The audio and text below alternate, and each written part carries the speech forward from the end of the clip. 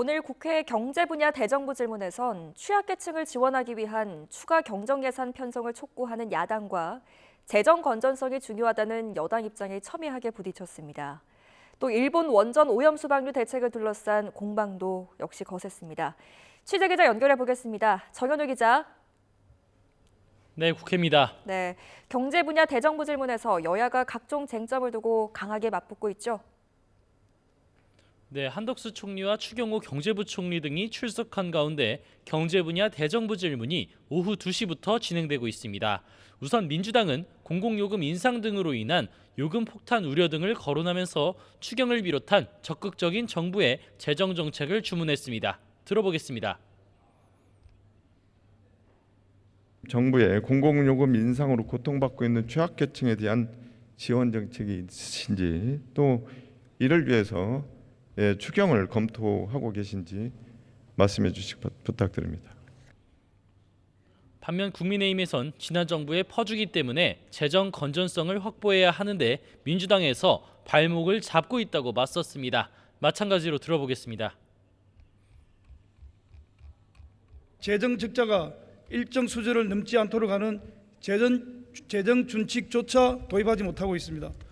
무책임한 퍼주기로 늘어난 국가 채무를 적정하게 관리하자는데 책임지지는 못할 망정 방해만 하고 있는 꼴인데, 일본 원전 오염수 방류를 둘러싼 공방 역시 거셌습니다. 국민의힘은 오염수에 대한 전현 정부의 정책 기조가 전혀 달라진 게 없는데도 민주당이 괴담을 유포한다고 지적했습니다. 이에 민주당에선 과학적 처리가 된 오염수를 마실 수 있다는 어제 한덕수 총리의 대정부 질문 답변을 겨냥해 일본 총리냐는 비난을 쏟아내면서 맞섰습니다. 양쪽의 이야기 들어보시죠.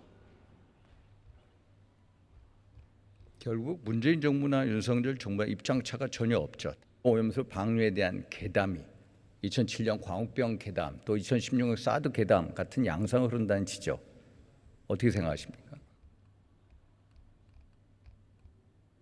후쿠시마 오염수가 깨끗합니까? 정말 마셔도 됩니까, 총리님? 저는 총리님이 꼭 일본을 대변해서 나오신 것 같아요. 아니, 왜 이렇게 그 일본 편을 듭니까? 밀리세버트의 안에 들어가는 일본 정책일 총리입니까? 겁니다. 오염수를 정화된 그 물을 마시겠다. 왜냐? 그거는 기준에 맞기 때문에. 대정부 질문에 앞서 아침 회의에서도 정부의 원전 오염수 대응이 적절한지를 두고 여야가 전초전을 벌였습니다. 양쪽의 주장도 들어보시죠. 민주당은 더 이상 대정부 질문을 빌미로 괴담을 퍼뜨려서는 안 됩니다.